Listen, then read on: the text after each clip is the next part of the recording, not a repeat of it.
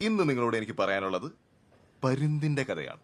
മാനത്ത് ഉയരെ പറക്കുന്ന പരുന്തിന്റെ കഥ, കോഴിക്കുഞ്ഞുങ്ങളെ റാഞ്ചുന്ന പരുന്തിന്റെ കഥ. പക്ഷെ ഇങ്ങനെയൊക്കെയുള്ള മഹാനായ പരുന്തിന് മിഡ് ലൈഫ് ക്രൈസിസ് ബാധിക്കുന്ന അവസ്ഥ നിങ്ങൾക്കറിയാമോ? അറിയില്ലല്ലേ? പറഞ്ഞുതരാം. 70 വയസ്സോളം ആയുസ് വരുന്ന പരുന്തിന് തന്റെ 30-35 വയസ്സാകുമ്പോൾ കൊക്കുകൾ വളയും, ചിറകുകൾ കൊഴിയും, നഖങ്ങൾ പൊഴിയും. ഇനി എന്ത് ചെയ്യും? മുന്നോട്ട് പോകാൻ എന്ത് ചെയ്യും? എങ്ങനെ ഇരയെ പിടിക്കും? കഷ്ടം. ഒന്നുകിൽ ചാവണം, അല്ലെങ്കിൽ മാറണം. ഇപ്പൊ ചാവാൻ എന്തായാലും അവന് മനസ്സില്ല. മാറ്റമാണ് അവന് വേണ്ടത്. അപ്പോ ആ മാറ്റത്തിനായി മലമുകളിലെ തന്റെ പൊത്തിൽ കയറി വളഞ്ഞുപോയ തന്റെ കൊക്ക് പാറമേൽ തട്ടി അവൻ പൊട്ടിക്കും.